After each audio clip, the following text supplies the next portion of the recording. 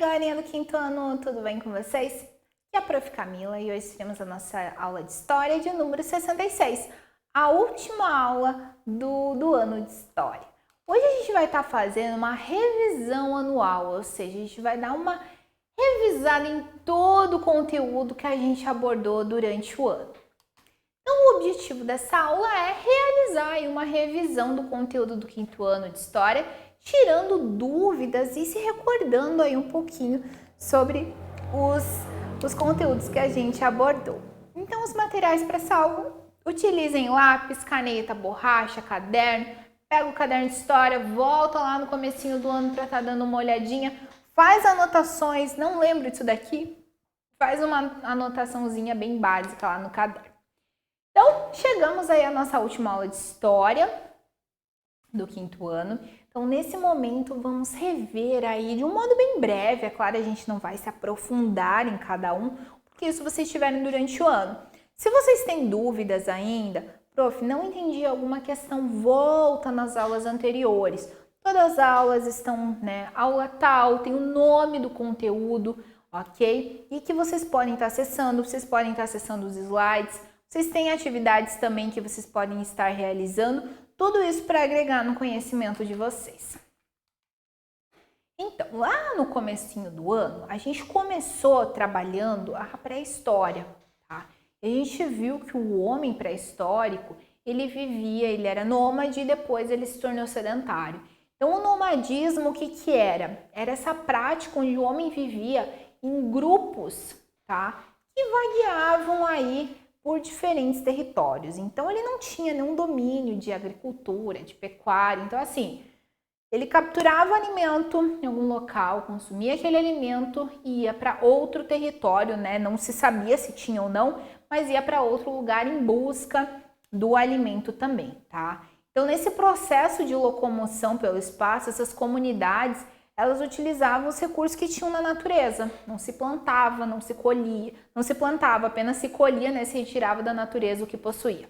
Mas com o tempo, esses homens, eles foram percebendo que era possível criar animais, que era possível plantar alimentos, que eles geravam outros alimentos e aí começou-se o processo de sedentarização.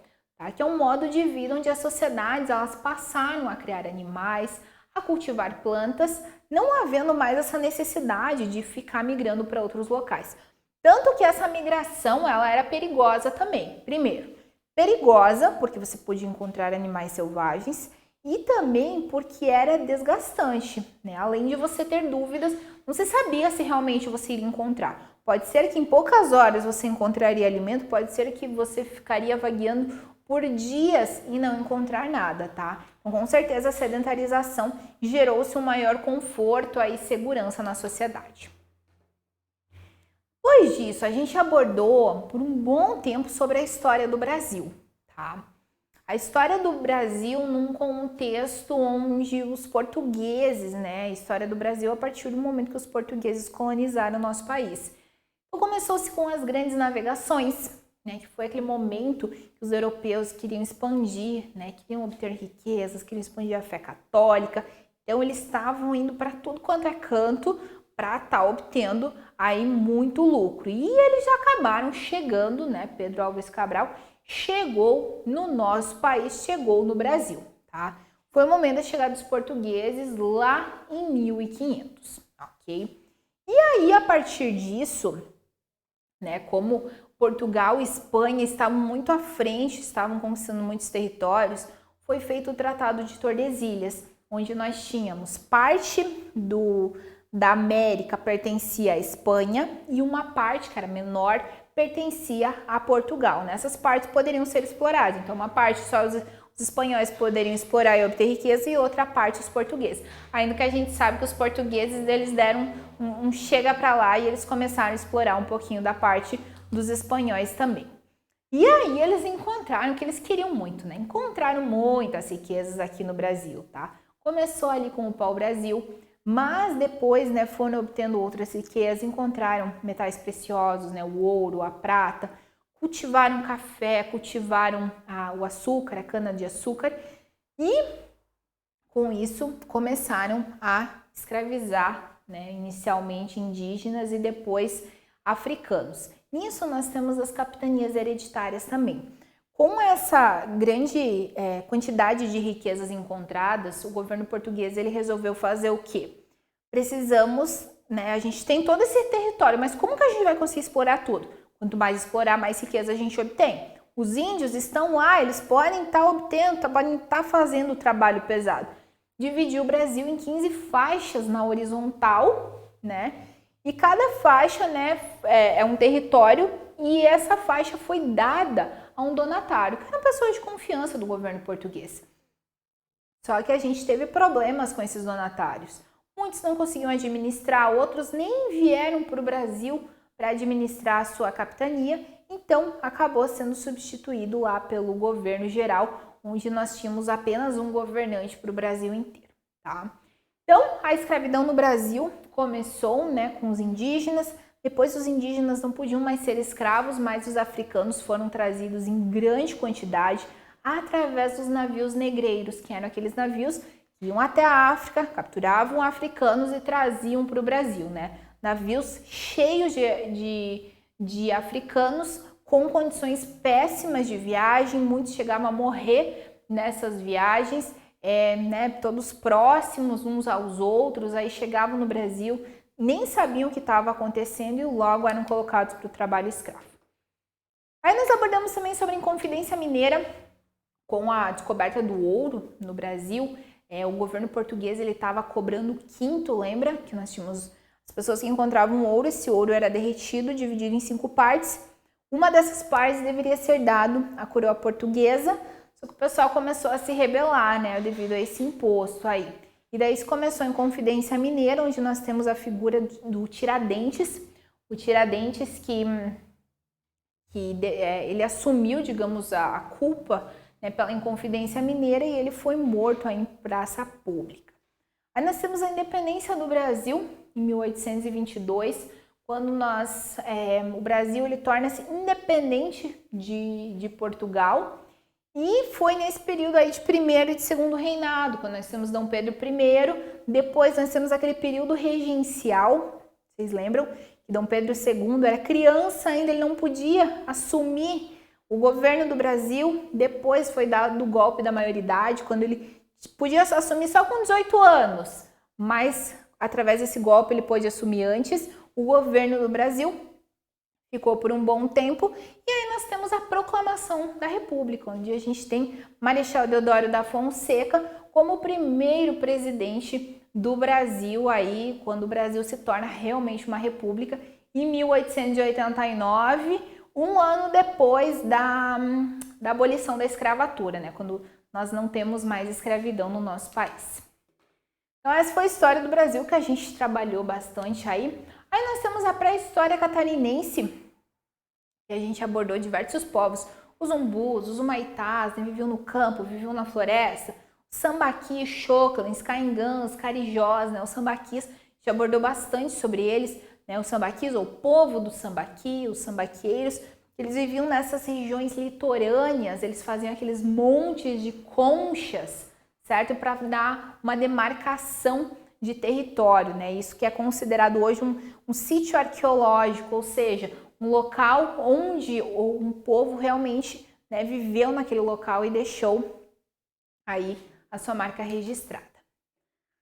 Depois a gente abordou um pouquinho, não só, né, quando a gente fala de história, parece que a gente só fala sobre acontecimentos antigos, mas a gente também fala sobre acontecimentos aí atuais, que foi cidadania e diversidade cultural. A cidadania, né, que vem do latim civitas, que quer dizer cidade, tá? Antigamente, por que cidade? Por que tem a ver cidadania e cidade? Antigamente, era cidadão, né, tinha os seus direitos e deveres, apenas quem vivia, quem fazia parte da cidade, do meio urbano, tá? Hoje já isso, né, não está mais nesse conceito, né? Atualmente esse conceito, ele extrapola aí a cidade, né? Então é cidadão, tanto quem vive no meio rural quanto quem vive no meio urbano.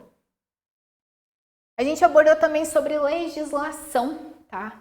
A legislação, conjunto de leis, tá? Que são responsáveis por guiar as atitudes dos cidadãos. Então, através da lei, a gente sabe aí os nossos direitos, os nossos deveres e como agir em sociedade. Por que ela existe? Porque nós temos opiniões diferentes, nós temos vontades diferentes, ideais diferentes. Então, sem uma legislação, todas as pessoas fariam o que bem entendessem e isso iria prejudicar o outro, tá? Então, por isso nós temos toda uma legislação e também para estar garantindo aí os nossos direitos. E nós abordamos também sobre a diversidade cultural, tá? Que é a variedade dos povos, a diferença entre eles. Nós temos uma cultura em si, mas ainda assim há diferenças entre as culturas, diferenças que devem ser respeitadas. Às vezes a gente escuta, nossa, sabia que em tal país eles fazem isso ou aquilo? Pra gente ocorre às vezes um estranhamento. Por quê? Porque não faz parte da nossa cultura. Assim como nós podemos ter atitudes, consumir alimentos, por exemplo, que em outros países não é uma prática comum. Por exemplo, a carne. Há países em que é muito difícil as pessoas consumirem a carne, países mais vegetarianos. E para a gente é extremamente comum, ainda que a gente vive numa sociedade em que cresce o número de vegetarianos, mas para a gente, né, a sociedade, de um modo geral, né, quando a gente diz a maioria da população, realmente consome carne aí praticamente todos os dias, tá, pessoal? Então isso é a questão da diversidade cultural. A gente abordou também, né, resgatando essa ideia de legislação, a Constituição Federal. A Constituição Federal é um conjunto das leis fundamentais que organiza e rege o funcionamento de um país, tá? Então ela é considerada a lei máxima, que a gente também chama de Carta Magna. A Constituição Federal passou por diversos momentos da história, até mesmo Dom Pedro criou a primeira Constituição Federal, que era uma Constituição mais tradicional, mais autoritária e tudo mais, que depois precisou ser reformulada, né? O pessoal não gostou muito. E hoje a Constituição Federal que a gente tem hoje, ela foi criada em 5 de outubro de 1988, tá? Então, ela é mais recente, ainda que já tenha aí várias décadas. Então, ali tá nossos direitos e deveres de um modo geral enquanto brasileiros. Sobre isso, a gente abordou alguns aspectos, a questão da educação, da saúde, o voto, os direitos trabalhistas também, né? A gente abordou tudo isso, a educação, um direito de todos, né? Dever do Estado, da família tá proporcionando isso. Então, ainda é um direito de todos, mas a família que deve estar matriculando aquele aluno.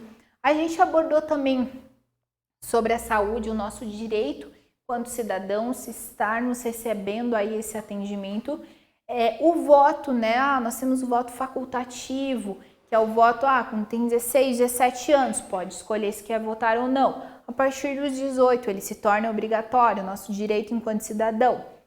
Vimos também direitos trabalhistas, direitos a 13º salário, direito a um mês de férias anualmente, direito ao salário mínimo ali também. Então, abordamos tudo isso, que está, inclusive, claro, na Constituição Federal. E nisso a gente viu também a Constituição em miúdos, que é aquela Constituição feita para crianças, para jovens, né? Uma linguagem mais simples, numa linguagem mais objetiva, né? Porque a Constituição Federal em si, ela possui aí mais de 400 páginas, então a Constituição em miúdos ela é mais reduzida, tem 100 e pouquinhas páginas, enfim. E vimos também exercícios, né? Nós temos a Constituição de miúdos e temos também uma cartilha de atividades, tá? Vocês podem estar retomando essas aulas, não lembro agora exatamente quais aulas são, mas podem estar retomando aí para estar pesquisando, né? Vendo esses links ali dispostos. Vimos também sobre o Estatuto da Criança e do Adolescente, né? Que é o ECA, que ele foi instituído pela Lei 8.069 no dia 13 de julho de 1990, durante o mandato ali do presidente Fernando Collor. Então, o que é o ECA? Ele vai estar garantindo aí os direitos das crianças e dos adolescentes. Crianças considerando até 11 anos, 11 meses e 29 dias. Adolescente considerando aí a partir dos 12 anos. Abordamos depois disso sobre o regimento escolar, tá? Que ele é um documento prático, ou seja, tá no papel, legal, mas é a prática, é o dia a dia da escola. Tá? A gente tem ele em instituição pública e privada, né? Colégio público, colégio particular. A elaboração desse regimento a gente viu que não é feito apenas por diretor, coordenador e professores, por exemplo. É feito com toda a comunidade, tá? Justamente porque todos estão envolvidos nessa situação. Todos eles têm direito à voz e ao voto. Então é feito com o pessoal da escola, é feito aí com os pais, com os familiares. Colonização e exploração em Santa Catarina. Então a gente abordou também, voltando um pouquinho aí para a questão da história de Santa Catarina, a gente abordou algumas pessoas que chegaram primeiramente no nosso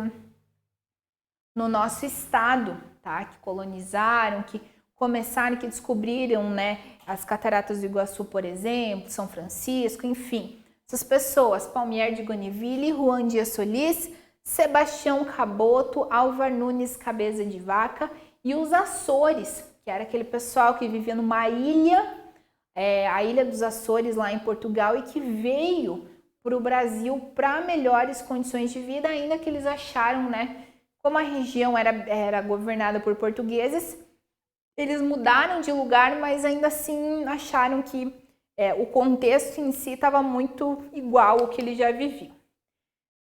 Abordamos a Revolução Federalista, tá? Onde a gente tinha dois partidos políticos, os federalistas e os republicanos. Tá? O Partido Federalista ele era apoiado pela elite, enquanto que o republicano era por pessoas de menor renda. O objetivo, né, era tirar Júlio de Castilhos do poder, né? Júlio de Castilhos, governador ali do Rio Grande do Sul. Então, o objetivo era retirar ele do poder naquele momento, né, em que Floriano Peixoto era presidente do Brasil e que fez bastante mudanças. Abordamos também a Guerra do Contestado, tá? Abordamos inclusive algumas aulas. Então, assim, aumentou a industrialização no país. No ano de 1900, o governo brasileiro ele trouxe uma empresa, a Brazil Railway Company, para o Brasil para estar construindo uma estrada de ferro. Nessa construção, o que aconteceu? A população não tinha escritura, não tinha documento comprovando que aquelas terras pertenciam a ela. Logo, o que aconteceu? Essas pessoas foram tiradas dessa região, né, dando início aí ao movimento Sem Terra, foram retiradas dessa região e com isso começaram, né, a ficar extremamente pobres. Outras pessoas foram trazidas para fazer a estrada de ferro no Brasil. Depois que essas pessoas terminaram a estrada de ferro, não conseguiam mais voltar para os seus locais de origem, dando início aí toda uma revolução, que foi uma das guerras onde houve mais mortes no Brasil, ainda que não tenha tanto destaque na história do nosso país. Sobre Santa Catarina, a gente abordou sobre economia, cultura, educação, política, certo? Então, economia, a gente viu ali sobre trabalhadores, sobre indústrias específicas do nosso estado, sobre a cultura, né, ainda que Santa Catarina tenha sido colonizada aí por europeus. Então, hoje a gente tem uma cultura que traz bastante esse estilo europeu, ainda que a cultura seja bastante diversa. O nosso próprio país, a gente tem uma cultura bastante diversificada. Abordamos também sobre a educação de Santa Catarina, vimos ali as modalidades da educação, educação especial, educação infantil, ensino médio, ensino tecnológico, enfim. Falamos também sobre política, abordamos os poderes, né, os 3 poderes, executivo, legislativo, judiciário, né, que está aqui presente no próximo slide. Então, o legislativo é aquele que vai estar criando as leis, o executivo, aquele que vai lançar as leis para a população, o judiciário, para a galerinha que não cumpre as leis, o judiciário vai estar punindo essas pessoas. Então, são esses 3 poderes que vão estar caminhando aí juntos. Vimos sobre os símbolos estaduais, que são a bandeira, o hino e o brasão de armas que está presente aqui. Cores da bandeira, aqui atreladas às cores das roupas de Santa Catarina. Vimos ali a data, né, 17 de novembro de 1889, quando iniciou a República aqui no estado de Santa Catarina, 2 dias depois de começar a República no Brasil. Ramos de trigo e café que vão estar trazendo aí a lavoura do litoral, do interior. A águia também, que vai estar mostrando, né, protegendo aí toda a população, as forças produtoras. Vimos também que o hino, né, o hino a gente abordou sobre ele, vimos diversos termos bem específicos e a gente percebeu que o hino ele traz bastante essa questão da escravidão, né, do fim da escravidão, da abolição da escravatura, ainda que seja algo que não destaque tanto assim o nosso estado. Trabalhamos sobre referência à memória, né, quando eu vou referenciar algo, quando algo vai ter o nome em referência a pessoas importantes. Por exemplo, Beto Carreiro, Getúlio Vargas, Hercílio Luz. Patrimônio histórico-cultural. Vimos sobre patrimônios materiais, que são aqueles que estão fixos, né, estão no solo, como, por exemplo, construções. Imateriais, aqueles que a gente possui de um modo não fixo, de um modo mais cultural, de ações das pessoas, festividades, danças, como por exemplo o samba. Trabalhamos sobre movimentos políticos no Brasil, né? A Guerra do Contestado, que a prof citou anteriormente, a luta dos índios e dos quilombolas para garantirem as suas regiões, os seus territórios. Abordamos também, foi há poucas aulas, sobre a ditadura militar, quando a gente tinha aquele governo autoritário aqui no nosso país no século anterior.